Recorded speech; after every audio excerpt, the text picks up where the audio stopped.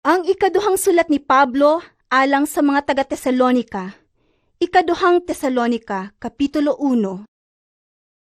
Gikan ni Pablo, ni Silas ug ni Timoteo, alang sa iglesia sa Tesalonika nga iya sa Dios nga atong Amahan ug sa Ginoong Hesukristo.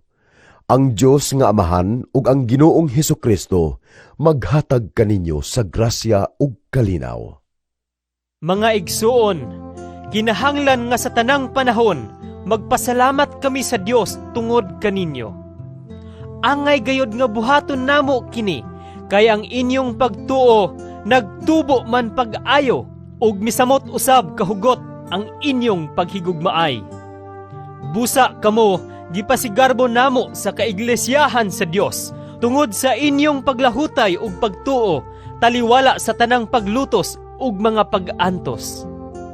Kini mao'y kamatuoran sa matarong nga hukom sa Dios, nga naghimo kaninyong takos sa iyang gingharian, nga tungod niini nag-antos kamo. Buhaton sa Dios ang matarong, paantoson niya kadtong nagpaantos kaninyo, ug papahulayon kamong nag-antos ingon man usab kami. Buhaton niya kini inigbalik sa Ginoong Hesus gikan sa langit, kinuyugan sa iyang gamhanang mga anghel. Muanhi siya uban sa nagdilaab nga kalayo, aron sa pagsilot ni adtong wala mo ila sa Dios og ni adtong wala mo dawat sa maayong balita mahitungod sa atong Ginoong Hesus. Mag-antos sila sa silot nga mao ang walay katapusang pagkalaglag, ug ipahilayo sila gikan sa presensya sa Ginoo ug sa iyang mahimayaong gahom. Mahitabo kini inig-abot niya ni adtong adlawa, aron pagdawat sa pagdaig gikan sa iyang katawhan, ug sa pasidungog gikan sa tanan nga nagtuo. Kamo usab mahiuban kanila, kay nagtuo man kamo sa mensahe nga among gisangyaw kaninyo. Mao kini ang hinungdan nga kanunay kaming nag-ampo alang kaninyo.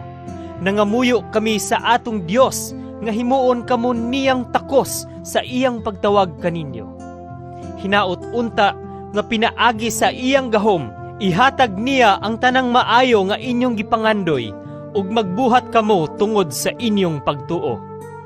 Niining paagiha ang ngalan sa atong Ginoong Hesus mapasidunggan tungod kaninyo, ug kamo tungod kaniya pinaagi sa grasya sa atong Dios ug sa Ginoong Hesukristo.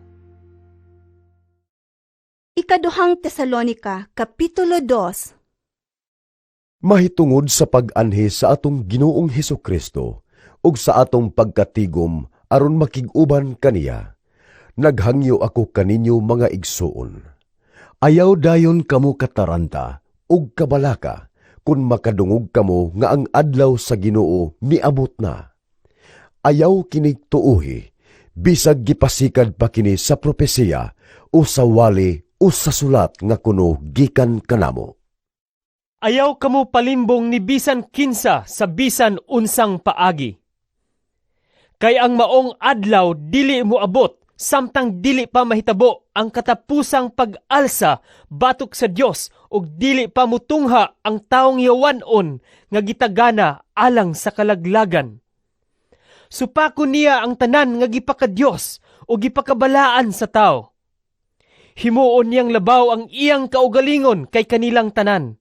Gani, musulod ug mulingkod siya sa templo sa Dios ug ang kunon niya nga siya Dios. Wala ba kamo mahinumdum nga gisultihan ko kamo niining tanan samtang ako uban pa kaninyo?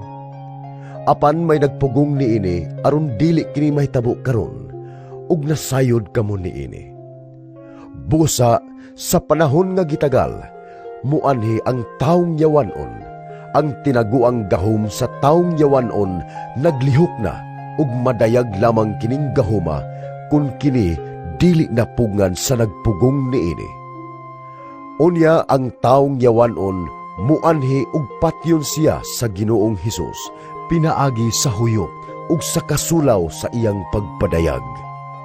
Ang taong yawanon muanhi nga may gahom ni Satanas ug maghimo sa tanang matang sa milagro ug mga buhat nga katingalahan. Gamiton niya ang tanang paagi aron malimbungan ang mga laglagonon. Pagalaglagon sila kay wala man nila dawata ug higugmaa ang kamatuoran. Kung gibuhat pa nila kini, maluwas unta sila. Tungod niini, gipadad-an sila sa Dios og dakong kalibog aron mutuo sila sa bakak ug aron kasilutan ang tanan nga wala mutuo sa kamatuoran, apan nagpatuyang hinuon sa pagpakasala. Mga igsuon, angay kaming magpasalamat kanunay ngadto sa Dios tungod kaninyo nga gihigugma sa Ginoo. Kay gipili kamo sa Dios sukad pa sa sinugdan aron maluwas pinaagi sa gahom sa espiritu ug pinaagi usab sa inyong pagtuo sa kamatuoran aron mahimo kamong balaang katawhan sa Dios. Mao kini ang tuyo sa Dios sa iyang pagpili kaninyo, pinaagi sa maayong balita nga among giwali kaninyo aron makaambit kamo sa himaya sa atong Ginoong Hesukristo. Busa mga igsuon, barog nga malig-on ug pabilin diha sa mga gikabiling pagtulunan ug pamatasan nga among gitudlo kaninyo pinaagi sa wali o sa sulat. Hinaot unta nga ang atong Ginoong Hesukristo ug ang Dios nga atong Amahan nga nahigugma kanato ug naghatag kanato walay katapusan nga kadasig ug maayong paglaom pinaagi sa iyang grasya, magdasig ug maglig-on kaninyo sa tanang maayong butang nga inyong buhaton ug isulti. Ikaduhang Tesalonika, Kapitulo 3. Sa katapusan, mga igsuon, iampo kami. Iampo nga ang mensahe sa Ginoo mukaylap dayon og pasidunggan sama sa nahitabo diha kaninyo.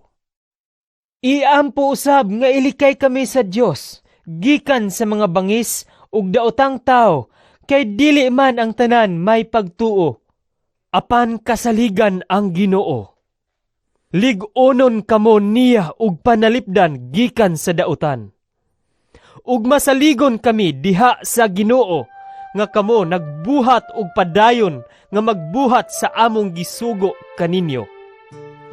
Hinaot unta nga ang Ginoo magtultol sa inyong kasing-kasing ngadto sa gugma sa Dios ug ngadto usab sa pagkamainantuson nga gihatag ni Kristo.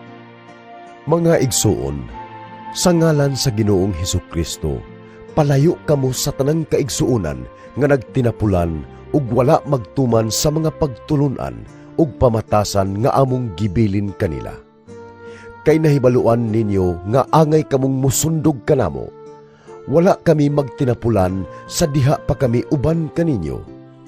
Wala kami magpadulot og pagkaon nga wala namo bayre.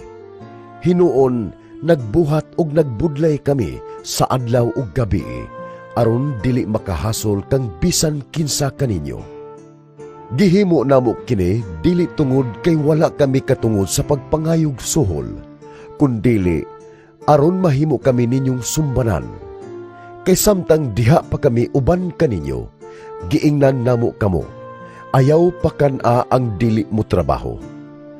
Gisulti namo kini kay nakabalita man kami nga may pipilak kaninyo nga nagtinapulan ug walay laing gihimo gawas sa pagpanghilabot sa buhat sa uban.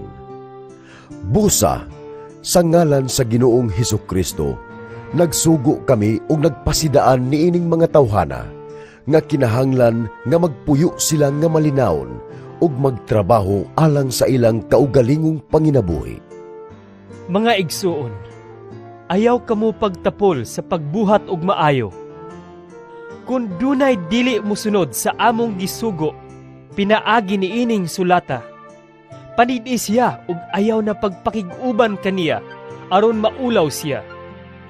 Ayaw siya isipa nga kaaway, apan pasidan ihinuon siya, ingon nga igsuon.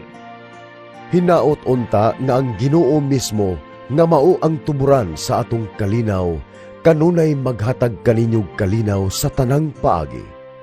Ang Ginoo mag-uban kaninyong tanan. Ako mismo, si Pablo, maoy nagsulat niining pangumusta. Kini ang akong paagi pagpirma sa tanang sulat ug ingon niini ang akong sinulatan. Ang grasya sa atong Ginoong Hesukristo mag-uban kaninyong tanan.